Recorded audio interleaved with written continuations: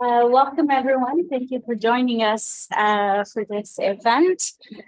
Today, we'll be discussing the recent truce on Yemen, the challenges that has been faced, both from an international perspective, a regional perspective, and also how it was experienced locally by Yemenis on the ground. We have a number of distinguished speakers joining us for the evening, well, morning, depends on where you are.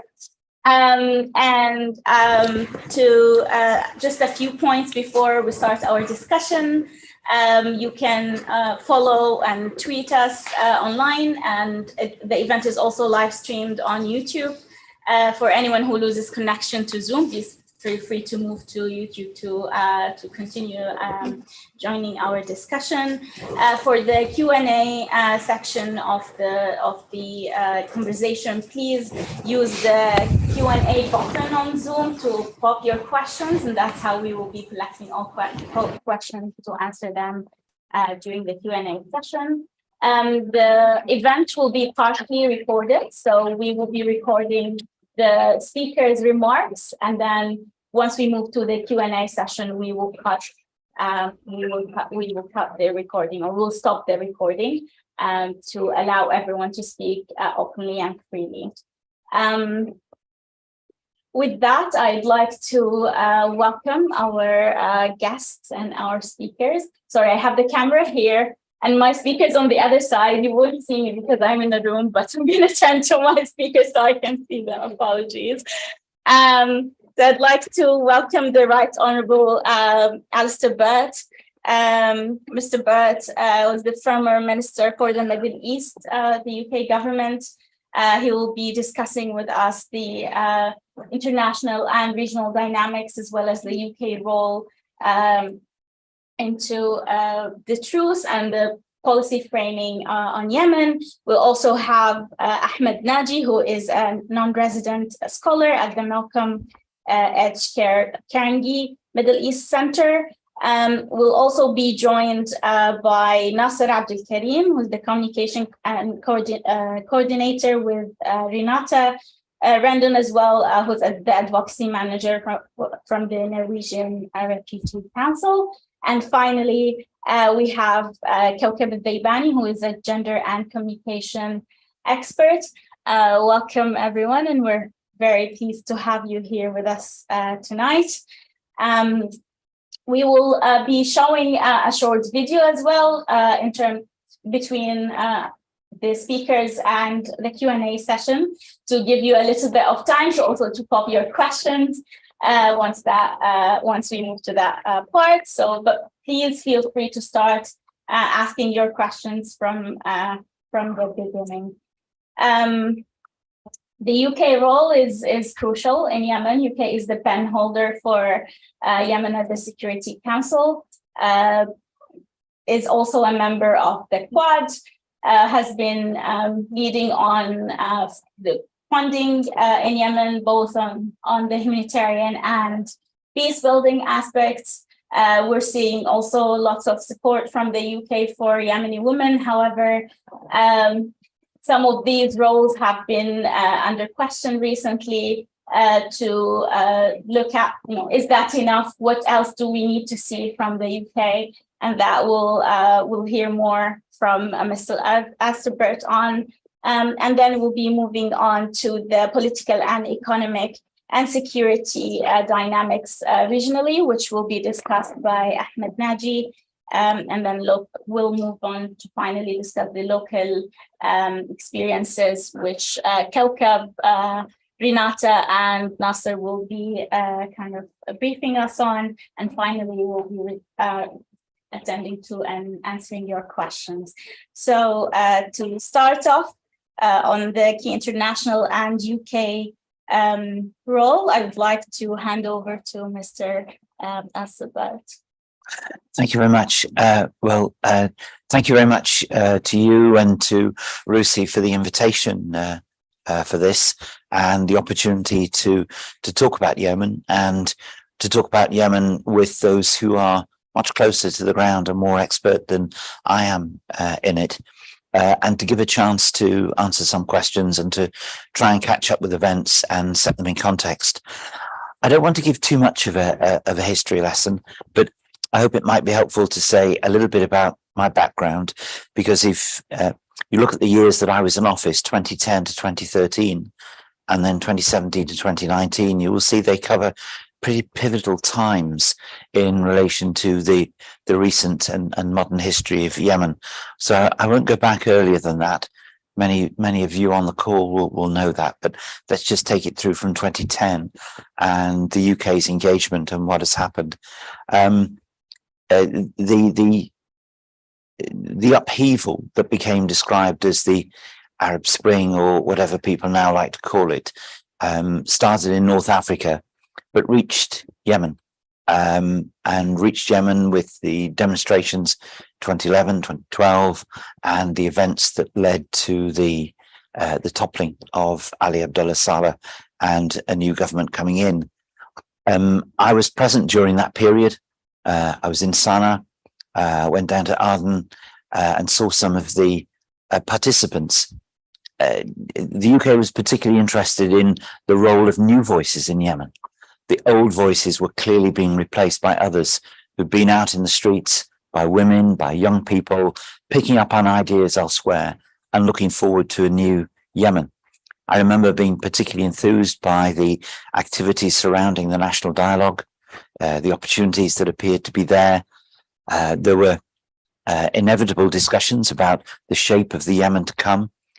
Going down to Aden, I remember with the EU envoy and other ambassadors there, talking to representatives in the south. What sort of future were they looking for? Some sort of federal future, a new opportunity of a constitutional structure. And then, of course, the rumblings in the north, the history of the Houthi with their various incursions against Saudi Arabia, the challenges to Ali Abdullah Saleh in the past and how that had been dealt with. Suddenly, of course, the mood changed, and we saw an insurgency that was of greater intensity than in the past, leading to what we've all experienced now, a prolonged civil war dispute between the government and the Houthi. And during that process, the effective squeezing and collapse of those aspirations that we'd seen in earlier years. This was a huge disappointment to the United Kingdom. Sadness for what was now being experienced by the people in Yemen. Sadness at the loss of opportunity, and a worry about what was to come. Of course, it has a regional context as well. The upheavals in the region were not simply particular to their own states. People were looking at what it meant in a wider context, how deep the upheaval would be. Near neighbours were concerned as well. And of course, then you had the response to what was happening in Yemen from a coalition led by the Kingdom of Saudi Arabia and the UAE. Saudi Arabia concerned about the increasing assaults upon itself, a sense that it was being attacked, a concern about where the arms and weapons were coming from, implications of Iranian engagement and the like, and then the decision of the coalition to take action to try and defend itself. The United Kingdom found itself in a position where it supported its allies, it supported the legitimate UN recognized government, it supported those who were being attacked, and this led us into obvious difficulties as the conflict got more difficult. There were incidents which the United Kingdom was deeply disturbed about in terms of the use of weaponry. I think we came to a conclusion at a relatively early stage that the military activity was unlikely to result in the resolution of the conflict in a way that would be sound and stable for the future. We advocated greater conversations and greater talks. And, you know, by and large, that's been it for several years. And we've seen a progression of the war. And we're now in a state which is not unusual for the region as a whole. If you look at Libya, if you look at Syria, you see prolonged conflicts where it's not possible for a military intervention to be decisive, or to be decisive in a way that will set up structures for the future and keep the peace. Long conflicts of attrition in which individual civilians and communities become deeply disadvantaged by what's happened, where there are issues in relation to the loss of resources, economic, in terms of food, pressures on communities, health and the like, leading to what we have now. The United Kingdom has sought in that time while I was in office, and my understanding is that this continues, firstly to support whatever dialogue there was, to support the efforts of the UN. Yes, you mentioned that we are pen holders, sought to find the right resolutions, but this coincided also with a time at the UN Security Councils when resolutions were becoming observed in name only, even if that the job was to try and get a resolution through that didn't just say all the right things, but actually had all the parties believing in it and seeking to deliver it, instead of a resolution on, say, arms control that was in breach by those who were actively involved in providing arms and seeking to subvert resolutions. And so the demands on the United Kingdom, we must have a new resolution, you must promote something different than in 2016. Well, get a resolution that works. No point in just changing a resolution for the sake of it, but this added to pressures on the UK. In this time, therefore, we sought to support the negotiations that were going on, support successive UN envoys, and that brings us up to the present day. Support for envoy Hans Grunberg. We have now, of course, in the immediate term, seen the truce of April, which lasted 6 months, has come to a recent end. The United Kingdom observes that although the truce has ended, full hostilities have not returned. They're ongoing. The situation can be described in minute detail by those who know every detail of the roads that are affected, the crossings that are affected. And the reason for this is because money follows the front, and whoever controls key roads, key crossings, controls the flow of goods and is able to extract taxes and money either from aid organizations or from people with the carriage of the goods. Whoever controls the ports has an opportunity to make money from the goods passing through. We're now into a well-established war economy. And it seems to me now, I'm not connected with the British government, but merely observing from the sidelines, that we're in a situation which I've often characterized to people as you have to find a situation in which the benefits of peace financially outweigh the benefits of war, because the benefits of war are not obvious to civilians who are under pressure, cannot eat, cannot work, are fearful either of stepping on a discarded landmine or being pounded by a missile. But the benefits of war are evident to a man who has a gun and controls a checkpoint and can extract taxes and has more power over people than perhaps he's ever had in his life. So where is the incentive to that individual to bring an end to it? Where is the incentive to those holding the guns to stop the conflict and to create a structure in which the benefits of peace can flow and people can do well? That's, I think, where we are now. That flows into a regional context where I think regional actors are also recognizing that the instability in the region is adding nothing to anyone. We have mounting other issues that are affecting people beyond the military. We have a climate crisis affecting the Middle East, where temperatures are higher than they've ever been before, where drought, where dust storms. We're beginning to see migration now being caused not just by arms, but by climate. I was reading somewhere that from the Horn of Africa, some 50,000 people have been in transit this year to Yemen, which says something of the conditions elsewhere in the region. So there are other issues now to bring into context. These other issues provide an opportunity for states to work together in relation to that common problem. And maybe in doing so and in talking together, you actually have the ingredients that will feed into the more localized disputes and conflicts.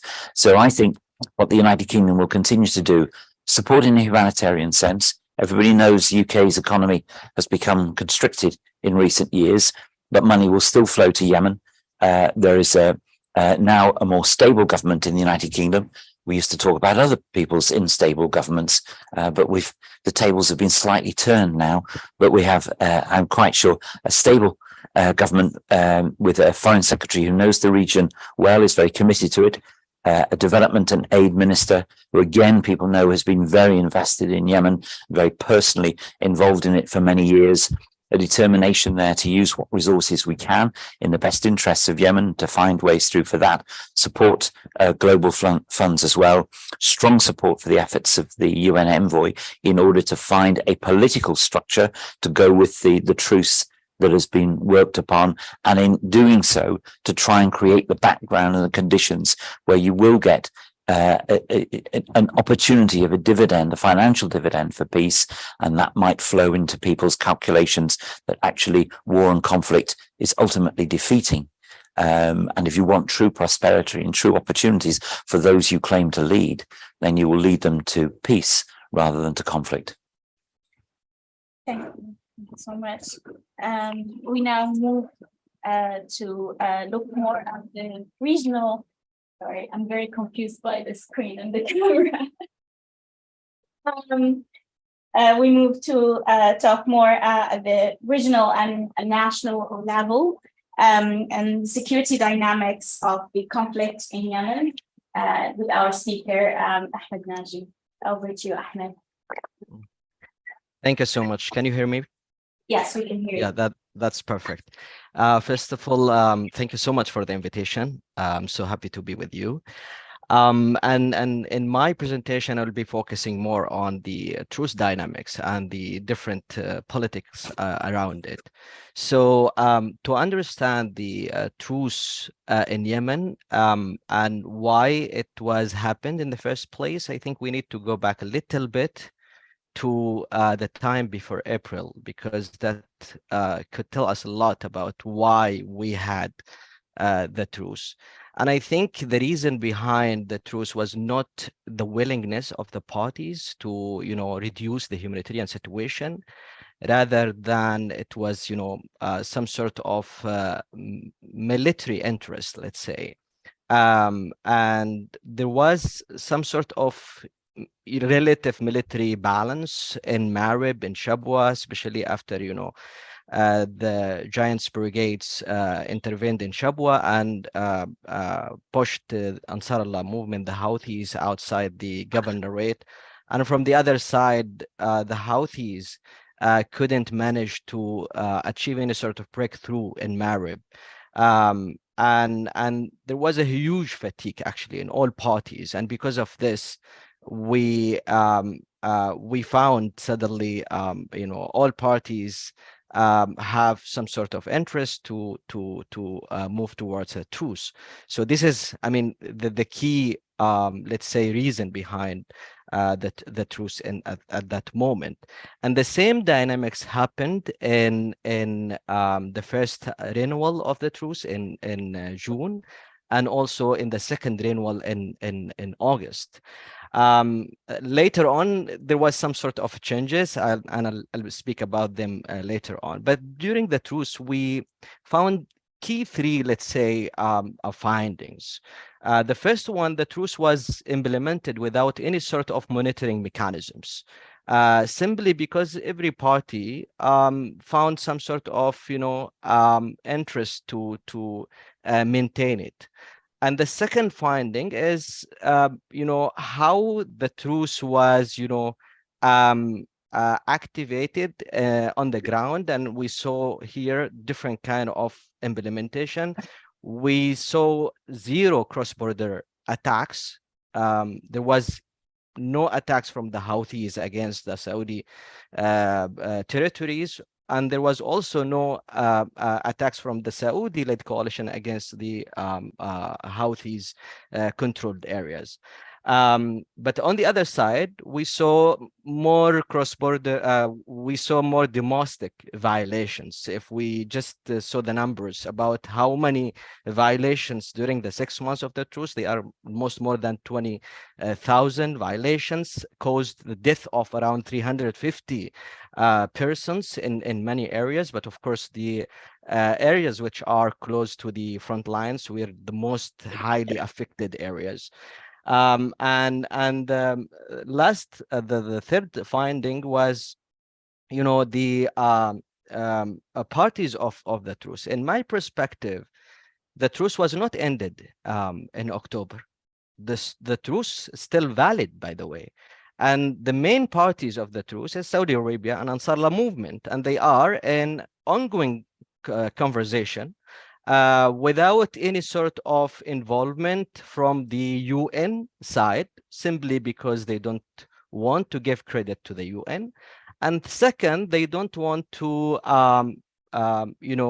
see any sort of involvement from the government at this moment. So the conversation about the truce or the, de-escalation between the two parties are, going on. Again, during the truce, we saw some transformations from both sides, or from the Houthi side and the Saudi-led coalition, plus the international recognized government side.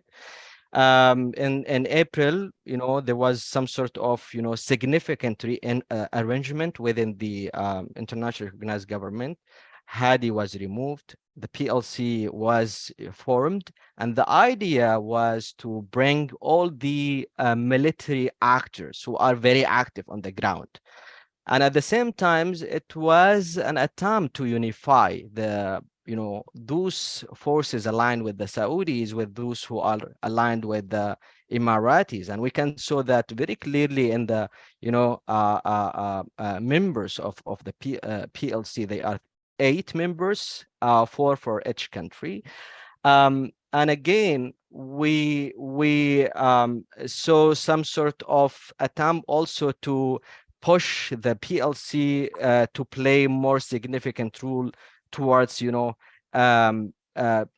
doing either political compromise with the Houthis or some sort of de-escalation, which is not the case so far. On the other side, we saw, some sort of connections, communications between the Houthis and Saudi Arabia, either in Muscat or in Beirut, or through, the direct channel between and visits between Riyadh and Sana'a.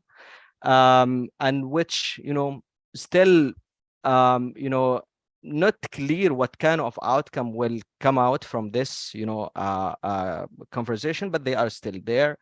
And on the domestic level, we are seeing actually a different dynamics. The Houthis became more aggressive towards, the economic sectors. It was for the first time the Houthis are attacking oil facilities, either in Shabwa or in Hadramaut, and to raise their demands, because and here actually one of the key challenge at the beginning of the truce in April, the Houthis were focusing on the, lifting the blockade on Sana'a airport, allowing different fuel shipments to enter. But during the last time, they were asking for, salary payments. They are asking for, different economic related demands. So they are, attacking these facilities to just insist on their demands. And here we can see the difference. We are moving from political or power sharing to revenue sharing, which is, one of the key dynamics of the conflict after 7 years.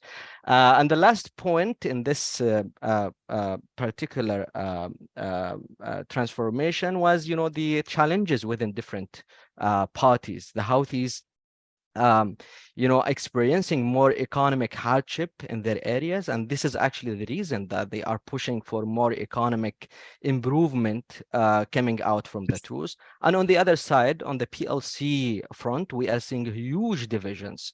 The PLC was, formed to unify the different actors under the umbrella of international recognized government. But what we are seeing today is, more collapse in this front, and there is no functioning entity in this side.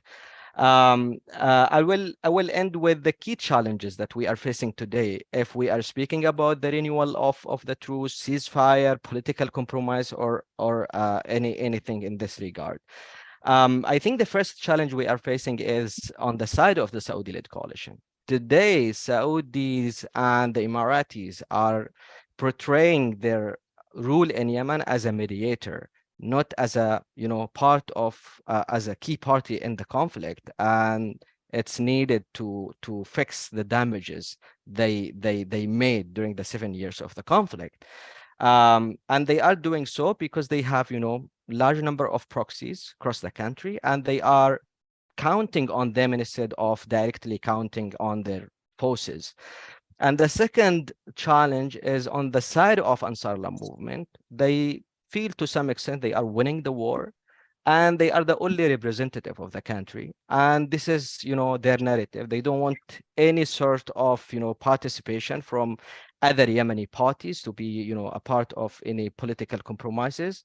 They want just to be them versus, a Saudi-led coalition.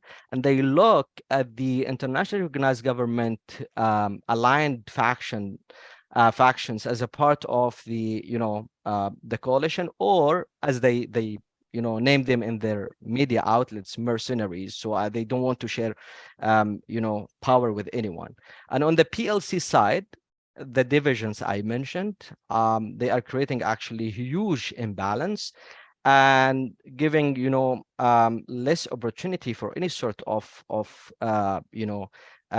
compromises in the future, because at the end of the day, if the PLC is weak, there is no point for the other factions to do any sort of deals with it.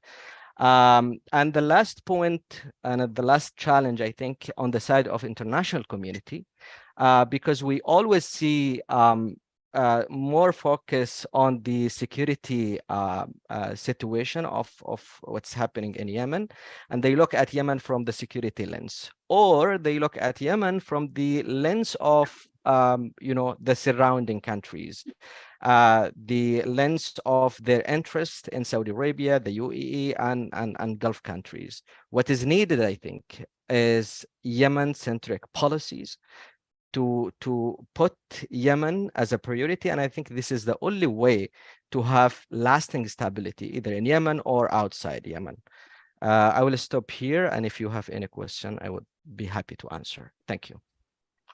Thank you, Ahmed, for your insights. And we'll now move to our next speakers.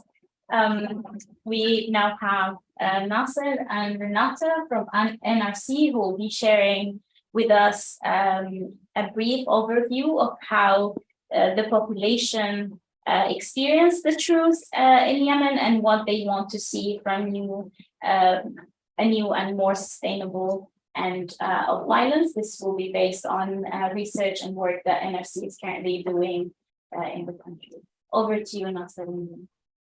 Thank you to you, Sabrina, and to Rusi for hosting this important event. Can you confirm that you can hear me well?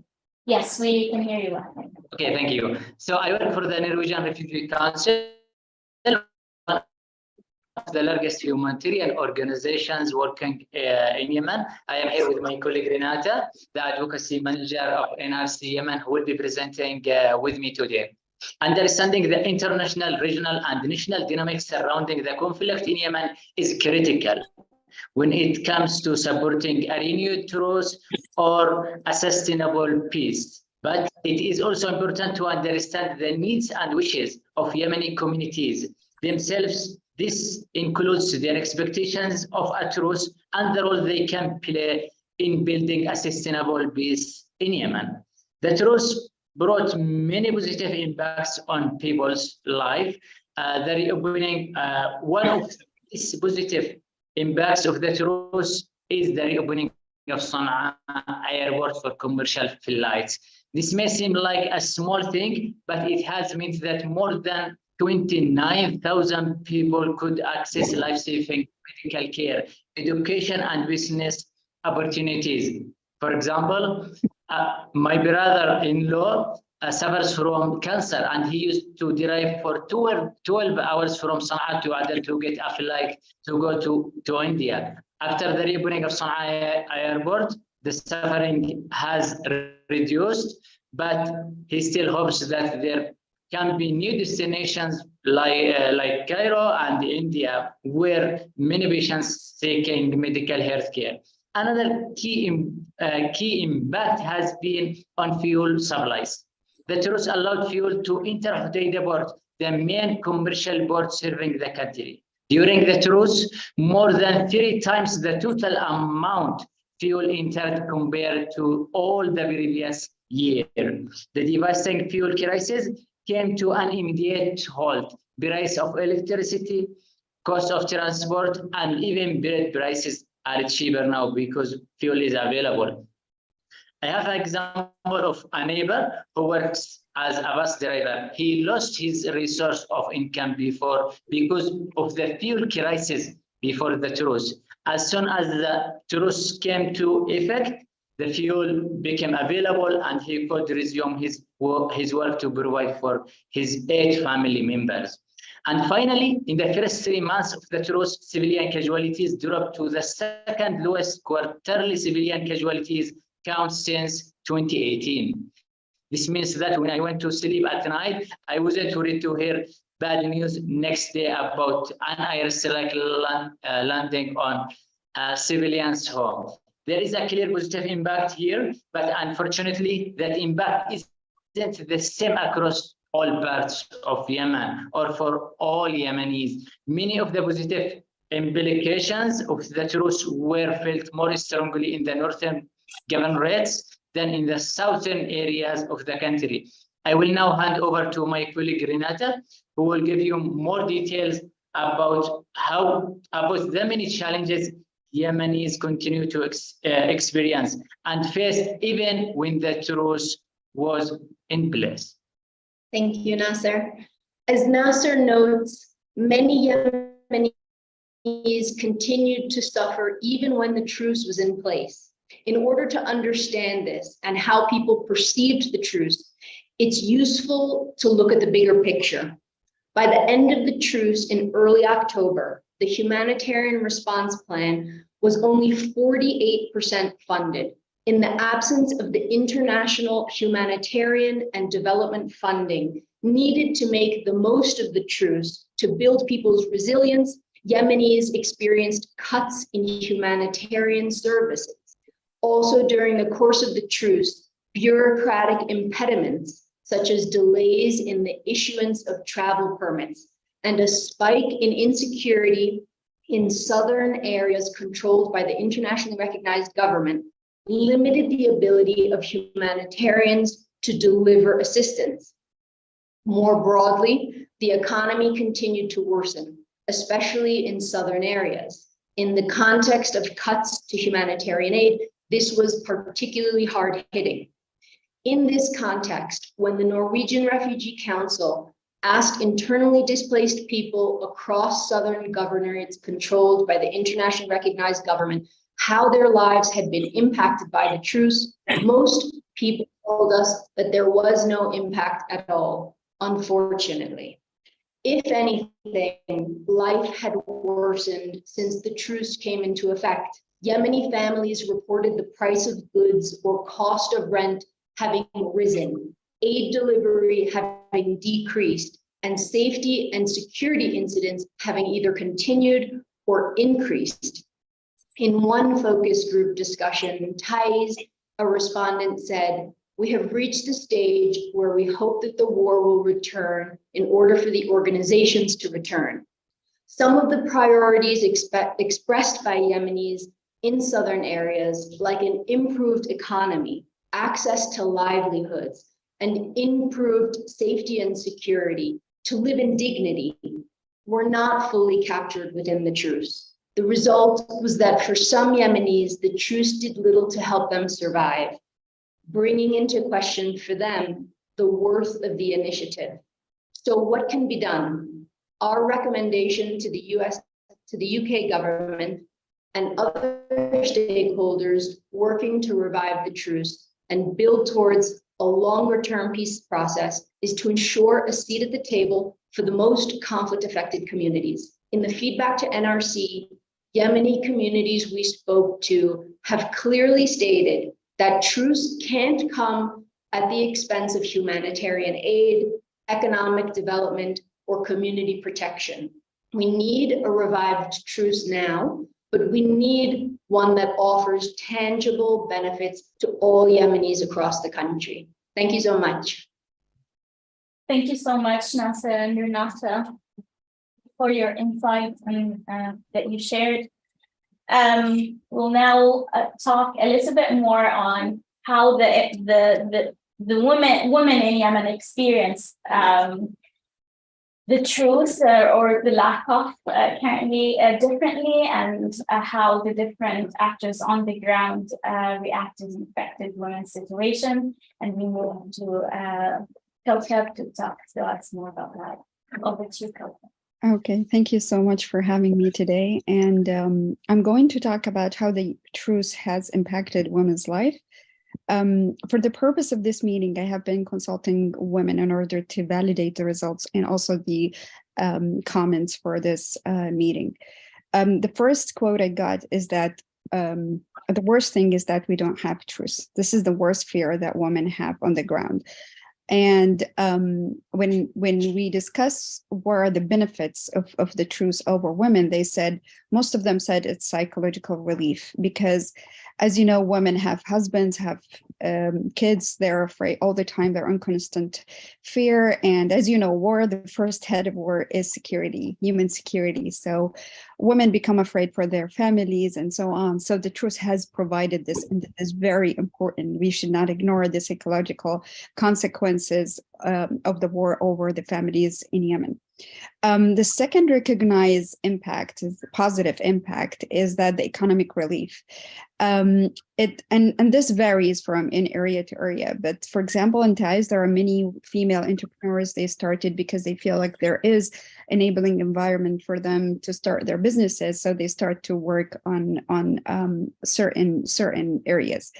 The other thing which our colleagues in RSC has mentioned is the opening of Sana'a Airport. It has a good impact over families' lives and also over women. But from the other side, there are some also negative sides that opening the roads in Taiz has not come into effect, though, despite the agreement that this should happen. And we know how hard it is over women's life, because some of them have to take care of their families. Some of them are impacted by the loss of the family members. Some of them have to go to longer routes in order to do their businesses and so on.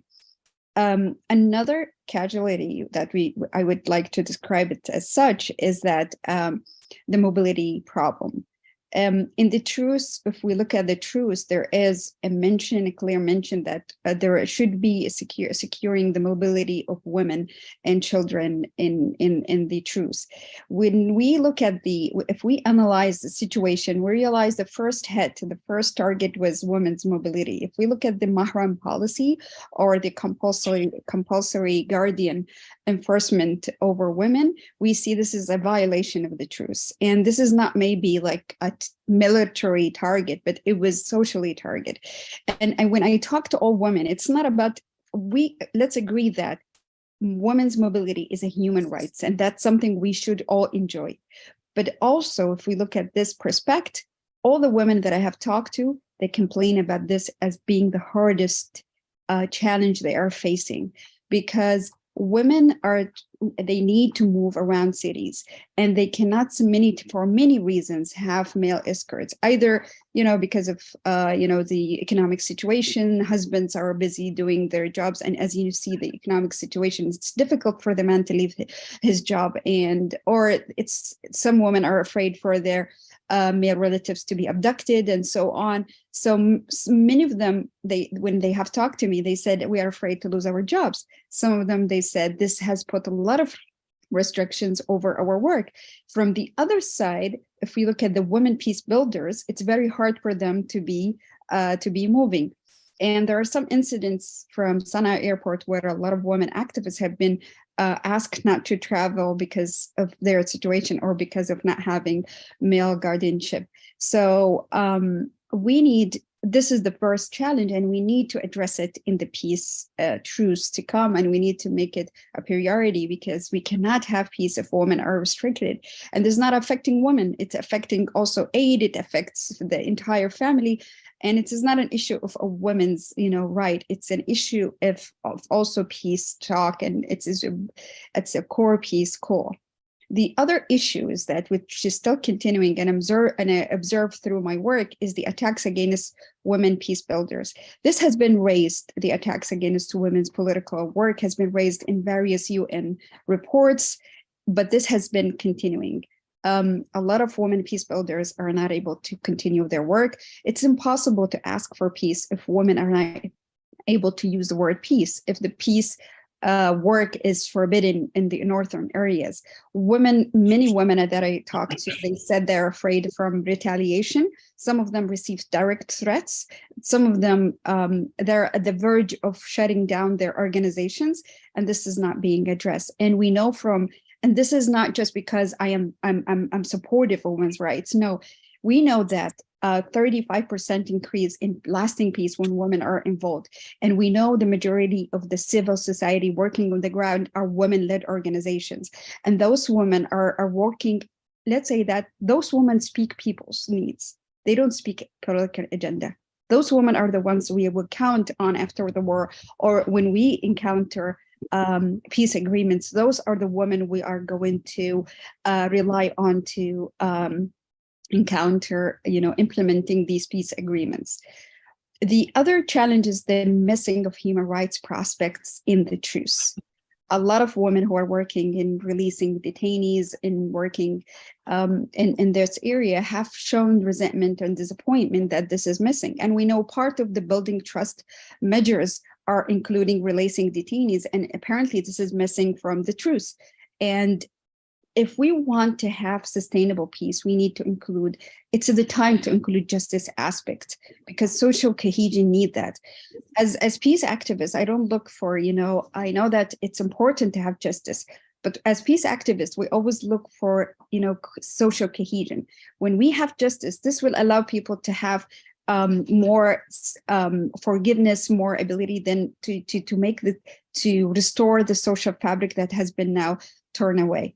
So it's very important to have a social justice. I think the time has come where we start to put, I know it's difficult, but we can push for some aspects of human rights, aspect in the truce. The other thing is that we need, I do understand and I do acknowledge the difficulty to have a truce. And I really hail all of these efforts that has been done to come to this point. But we also need, if we want to change also the results, we need to change our attitude, or at least we start to address some changes in our approach. We need to have more local driven approach where many women from the grassroots are included in these processes. This is a long haul that we need to address, but it will benefit on the long run. We need to build the capacity of the women. We need to include more local peace mediators in the work that we do, because many of them have already proven success. So why we don't use these factors in order to make this, make the truce get more successful. I hope that I have tried to put some recommendation, and I hope that if you have any questions or you have any comments, please feel free. Thank you, Kaukab. That was really great. Thanks to all of our speakers. I think we touched on, or they touched upon a number of emerging and important issues, from the importance of having not only a kind of a truce that is 6 months kind of period into a more sustainable political settlements, and how important it is to take all of the local and international or regional elements into that conversation, and the fears and the challenges, and what each party has in stake to accomplish that sort of agreement. We've also addressed the issues of the pressure IRG and the PLC are facing, and the divisions within the PLC at the moment, and also the lack of interest in addressing some of those divisions and the fears around the tensions that could be created if discussing issues like the Southern question within a dynamic that is trying to be inclusive, but it is also politically problematic when divisions are already in place. So addressing those issues is an important element to actually achieve a political settlement, but even to get into a truce that could be held. Our speakers also talked about the fact that although the truce wasn't renewed, there is almost an element of a de facto implementation of that truce, which is a positive impact of the truce. We're seeing Sana'a Airport continues to be operating. The blockades on Hodeidah are lifted. But also this did not lead the Houthis to kind of accomplish their parts or do their parts on the truce. So we continue to see Taiz roads closed. We continue to see a pushback for a renewal. Ahmed also mentioned the kind of shift of the dialogue from political settlement and political sharing into revenue sharing, which is kind of a new trend, at least in the kind of open public discussions between the parties. We're seeing conversations continue between bilateral discussions between Houthis and the Saudis, excluding the other parties within Yemen, including the IRG, and the effects of the negative effects that could have on the general population. Nasser and Renata also spoke about the